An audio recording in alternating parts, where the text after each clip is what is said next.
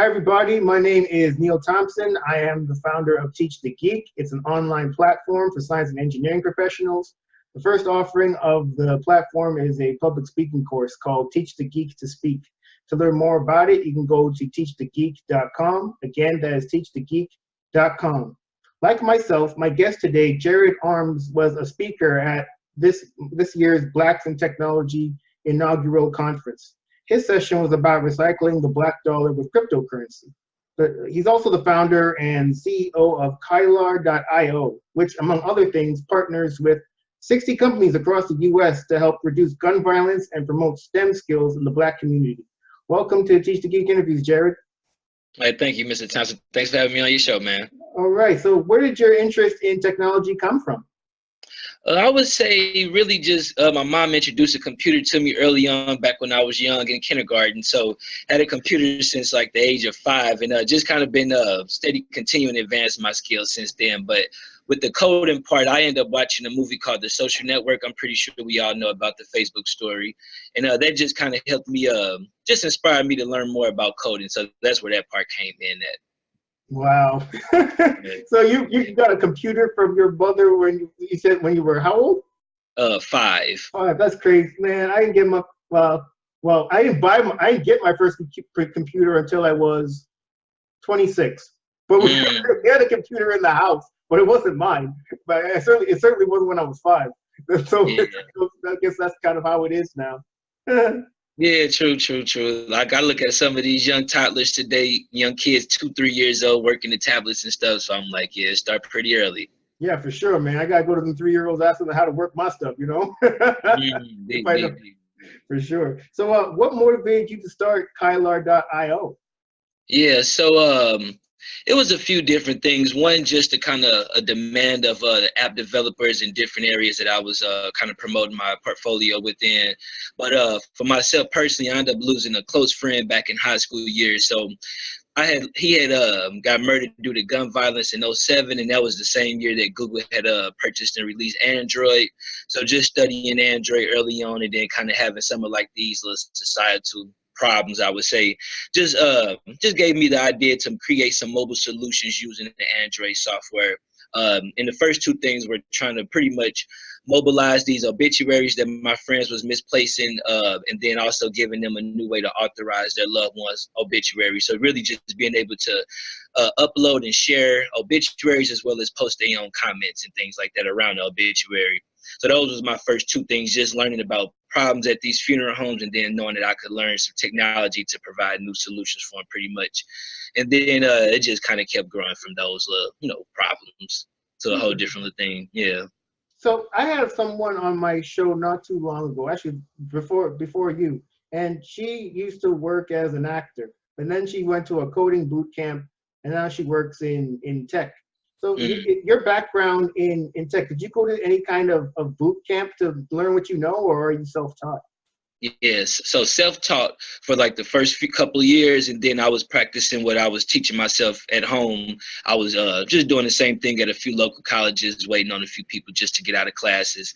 And then different advisors or instructors would notice me pulling up different source codes on these computers from the things I was learning at home. Then from there, kind of advised me to take more like more classes around different languages that I was practicing around. So then I ended up taking a few college courses, but then just kind of stopped those. Just you know how it be. They ain't really up to date with what we need to know like that. So I took a few just to learn more, like the literacy, team collaboration and stuff like that. But now I'm just strictly Google developers channel, Android.com and stuff like that to get the latest source code.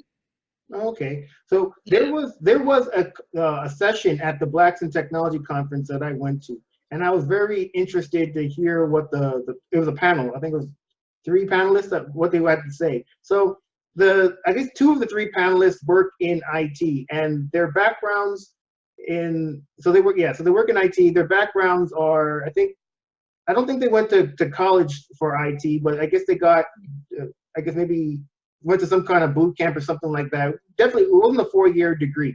So neither of them had 4 years degrees in IT. And I was really curious to find out whether their advancement in companies was hampered by the fact that they didn't have 4-year degrees. And they said essentially that it depends on the company. Some companies really harp on 4-year degrees, and others don't really care. They just want you to have the expertise. I don't know if you have any kind of opinion on that, but in your opinion, does having a 4-year degree help in moving up in a company? I would say like he said, depends on the company, because I have had companies such as it's been different in my experience. I would say most of the companies, even like the big corporate ones in New York, they haven't really been too worried about if we even graduated from high school, to be honest. Just as long as we have like the skills necessary, we have good personalities and things like that, it can get it done. Usually these companies will reach out based off of one of our latest projects, and then from there they'll see that we have the skills that they exactly need. So it's really around like personality screeners more so than like the academic level. But I would say it's good for myself just to get that experience, around team collaboration, reaching out to companies and things like that, and being able to do it like in a learning environment. So that was great for me. But Google just dropped the Google college degree requirement. So I think a lot of companies have followed them. But I think kids should still go to college, but you don't have to go there to get a 4-year degree just to get a high-paying tech job. You can take a 4 to an 8 to a 16-week course during high school, an internship program, still get a certification, and then still get placed in these high tech jobs and things like that right after high school or during high school. That's what we're doing right now in St. Louis. So, either one. But I think just on the social level, it's good to be around people in college. And another question I'd asked my last guest too is, in the event that you don't go the college route, you don't get the 4-year degree, do the people that you work with, do they care that you don't have or the people that have a 4-year degree that you work with, do they see you differently than people that do have other people that have a 4-year degree? I was curious if you have any thoughts on that. Yeah, great question. I would say they judge you when you kind of first come in, because you like a little new person to them, especially as a young millennial. But as they start to see our work and learn like our different methods around like our creative process, they actually become more open to how we think and things like that, because they've been trained to only think in a certain way, and they only may have 1 to 4 different ways to kind of provide solutions, versus us may have like several to a dozen different ways. So like at first, especially them older white guys, they like, oh no, this is how I got it and how it's done. And then we kind of just share different source codes, and after a while they're like, all right, well, let me do what you're doing. Then sometimes it's vice versa. I'll come in sharing some stuff, which is easier, but then just learning more about how, the design process and why they built it, like the way they designed it is just like, all right, well, let's go with how they going. So it just depends. But I say they open to it because, a lot of stuff changing, especially with software and with these different languages being on top of different languages. So it's so many new advancements. It's like, well, we don't have to learn all this stuff y'all learn no more. We could just do it like this, plug and play. But that's I'm a conversationalist, so I can talk about these answers and stuff for hours. But I would say they open to it, to say the least. But for us young people, we definitely got to respect what's already out there too. So don't just think you know it all at the same time.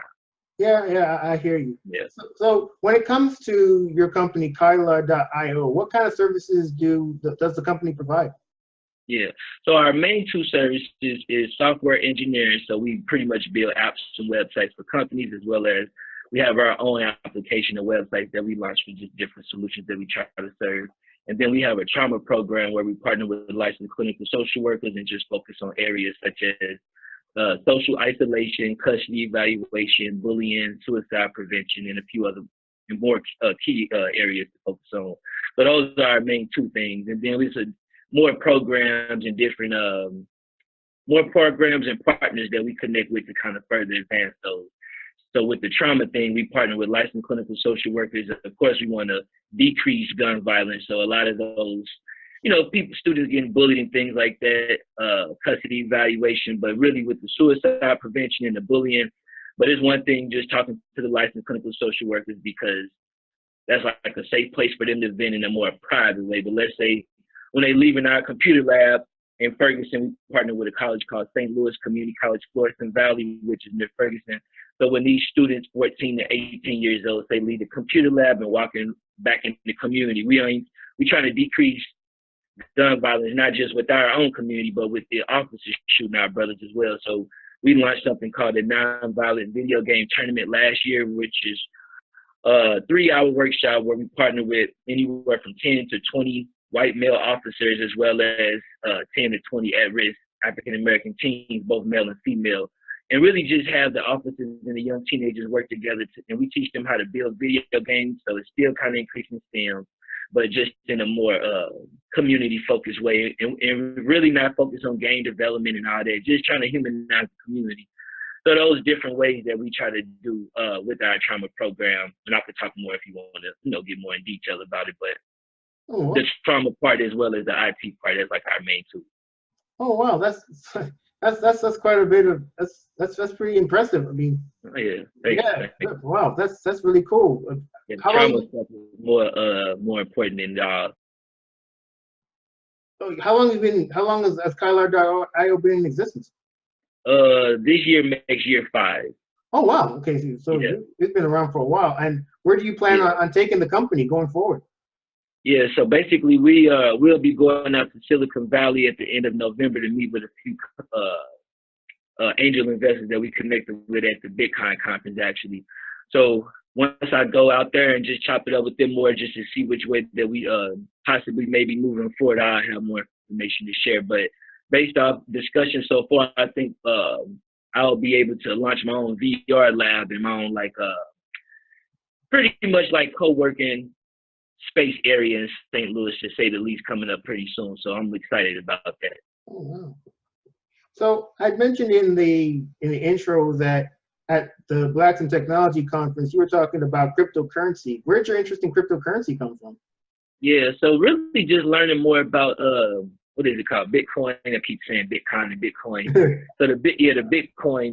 Learning about it, I would say early for me, 2015, about 3 years ago now, and I had decided just to start building this digital exchange system with just more advanced features. So I was thinking like, okay, well, they got crypto on this side and they got cash and all of that on this side. Let me create some type of exchange system so people can bring their cash to the middle and bring their crypto to the middle and pretty much neutralize things. So it's like a new platform in a way, but it's like I'm learning about, you got cryptocurrency, now you got these cryptocurrency social media, cryptocurrency cyber security, just different ways under crypto. So I decided to create a cryptocurrency digital exchange system. That's what it's more about. And the first thing was trying to create like a $0 transaction fee for people doing these pretty much large transfers and things like that. So we finally created an algorithm to do so. But the title, Recycling the Black Dollar Using Cryptocurrency, was pretty exclusive, because when people use our Kyler coin, they can, when you ordering anything off our platform, you have to use something called a Kyler coin, and then you can create an ID that people can enter to kind of activate that Kyler coin for every transaction. And our investors who own these Kyler coins make anywhere from $50 to $500 per transaction, or every time their Kyler coin is used. So another cool thing is that now that people can save money when ordering our products and things like that, they can just have more money to do other things.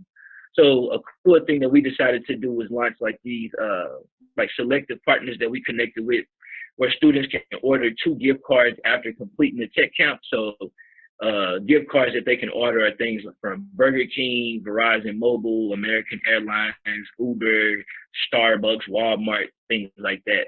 So that was good for us as a company, because we say, well, versus spending $15 at Starbucks or maybe $30 at Walmart, you can actually save money now and put that back in your community because they can get the gift cards. But at the Blacks in Technology conference, the crowd was more, I think they were more interested in learning how we could build custom tools to where once they do save the money using the Kyler coin, aside from just putting it back in Burger King and Walmart, which is still great, we can help them keep the money actually pointed to more Black-owned companies, and not only just in tech, but just, whatever the case may be. So, and we open to that. So we don't want to make our platform like strategically focused on just like underserved communities and stuff like that, but we want to make sure that we do have an open and a transparent platform. So we will be adding tools like that to where these companies will be able to really just keep recycling the dollar if it's within the white community, the black community, the Asian community, whatever the case may be. So I'll be launching some more series about how to recycle cash using the collar coin, more so about the black dollar with crypto, because that crypto stuff can get a little far fetched for some folks, and with black people not actually having currency right now in place, we can't really just stand like it's a black dollar out there, even though we know what we're talking about. It's about how we can recycle cash using the collar coin, because some cryptocurrencies do not allow you to recycle the US dollar in ways that our collar coin do. So, man, that was some great feedback that they had, because, you know, as soon as you always think that you got it, it's like, all right, look, I got a way where our people can save money. Now you can use the collar coin to pay for your Burger King. You ain't got to do it. They're like, nah, forget all that. We want to know, why do we have to go to Burger King? I'm like, well, do we have a Burger King yet? Or do we have a Walmart yet? So it just opened up some new discussions. So that was fun, man. And it was a guy there actually from the Federal Reserve. So they was asking some real good questions too about, like, you know, in the future when it comes to inflation and stuff like that. So it was awesome, man. I recorded it, so I'll be putting that up live about another week on my YouTube. Oh, nice. I'll definitely check for that. So, one of the main reasons I like having people like you on my YouTube channel is you have this background in technology, but you share it with people. So it just doesn't stay in your head. You share it with others, so others can learn as well. Have you always been proficient at public speaking? And if not, how did you get better at it? Yeah. Oh, that's a good question. So I would say my first speech I had, I think I was age 11, back in 5th grade, either 10 or 11. And we had got selected to do, me and a group of friends, got selected to do a speech to the Hazelwood, the Board of Education for Hazelwood School District. So it was pretty awesome. So that was like my first time ever publicly speaking, like on cameras, and we got I would call it the keynote that we presented, was aired on TV for about 2 years on the local school district channel and stuff, real late at night. So it was like, oh man, so little stuff like that. But as I got older, really when people reached out for my business, so this is the only time I really do this. So it'd be, you know, I'm getting good at it. I guess I just practice at home and things like that, try to listen to my interviews. Sometimes I have different networks that kind of pull me in privately, and it's like, all right, you said 60 some times on this one. I was like, whoa, only 15 minutes. So just little stuff like that, but really just watching different public speakers as much as possible on YouTube.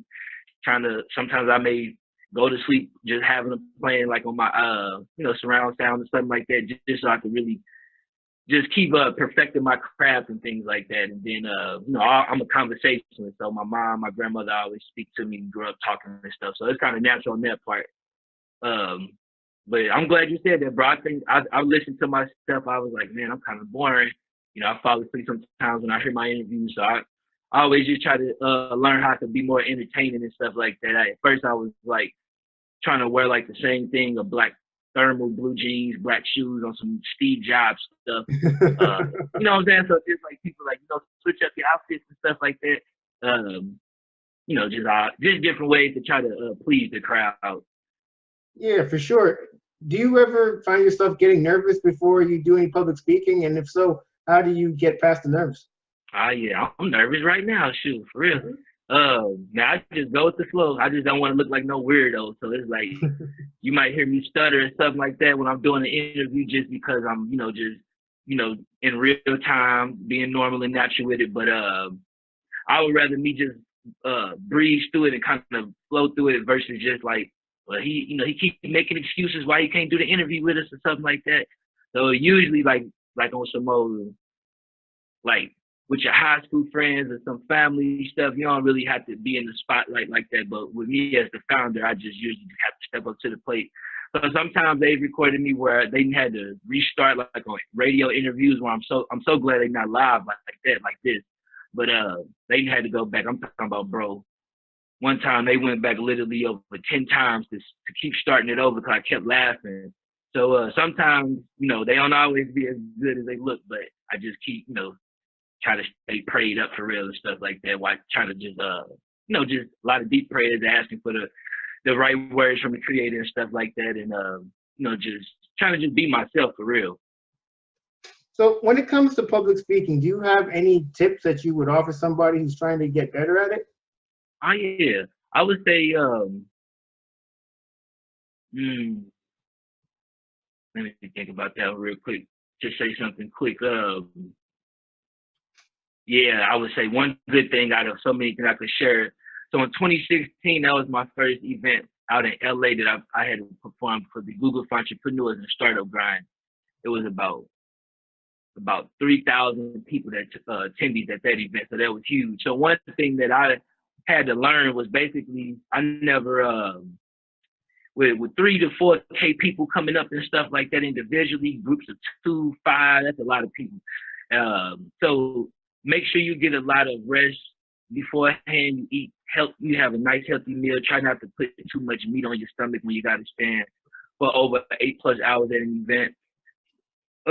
Excuse me. Make sure make sure you really have like an agenda on how you talk, and not don't because I was coming in from the year 2014 with some people. Some people I was starting when I was 6 years old about my friend in high school, and then I would tell people, I know I said this already, and they was like, you didn't tell me this, and I was like, oh man, I'm not even looking at your face. I'm just like, I guess just talking out loud with a new group of people coming up. So just try to have a pattern on how you communicate with people, especially when it's over 2,000 folks, because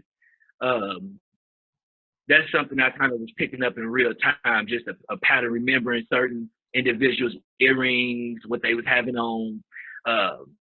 Because after so many people, you just get kind of overwhelmed. You just start talking and stuff like that. So really just trying to have a strategic plan and an agenda on what you're speaking about, because there's one thing when you're doing say like a keynote for 2 to 3 hours and you got 500 people in the room, but when you're doing something all day and it's just all these different people coming up, you got 200 different females with blonde hair with black dresses, and you got 150 different black men with navy blue suits with red ties. It's a different level of information that get forced to you, and just to stay calm, you just have to, just have a pattern, develop a pattern to communicate and really just remember things. I know that kind of sound all over the place, but that was like the biggest one for me, because I was like basically telling people, I said this to you already, and I didn't even introduce myself to these folks. So I was like, whoa. Usually I would say, hello, nice to meet you. My name is Jared Arms. I'm the founder and CEO of Collar.io. I was just going in all over the place. And then if you're speaking to a crowd of say 100 people up plus for 30 minutes, and then a group of 6 people come up to you after you already talking, then you don't want to stop with them and then kind of start with them. So you just got to learn how to have some swag too, you know what I'm saying, and take it up as you go. Always make a person laugh or smile, even if you're talking about something. That's something that they remember too. I always try to put that in, at least one smile and one laugh, more so than anything. But yeah. Yeah. Hey, My bad, it's all over the place here. No, not at all. Those are some pretty good tips. I fully agree with you. Humor is key, especially if you're presenting something that can be dry at times. It's really important to try to make people smile and laugh to keep them engaged. So I fully agree with you. Is there anything else that you'd like to share that we haven't covered already, especially about stuff that you're currently doing? Yeah, I would just say for any companies who's looking to partner with us and possibly would be interested in coming on our PR application, definitely feel free to reach out to Neil and things like that, because I just want to create like some exclusive network. So any companies are looking to connect with us, feel free to reach out to Neil Thompson and he'll connect you with us. And because we have a lot of opportunities coming up where we could get some new contracts for some new people, as well as help drive sales to new companies. So that's like my biggest thing right now, and we're in the process of trying to raise 50 million. So any investors out there who's looking to come on board, definitely reach out. And again, you can contact us exclusively by reaching out to Neil Thompson. Okay, well, in the event that they don't want to reach out to me directly, but they want to reach out to you, how can people contact you? Man, we ain't even gonna work with them. So they Really? gotta reach out to you. Yeah, it's about if you reaching out to us and taking your time out, especially after certain my friends and past the gun violence, we gotta make sure that we start looking out for people, so they'll be able to Google Jared Arms and Collar.io to get it, But just to make sure, I want to create some type of black monopoly. So I want them to reach out to your company, and then if you like them and you think that they work connected with me, then I'll talk to them. But it ain't all about just, you know, that no more. So I want to make sure that we I've been watching this movie, The Life of Jesus, man. This stuff real out here with these spirits, so you don't want to let the wrong people in, especially over some money. All right. All right. Yes, okay. sir. All right.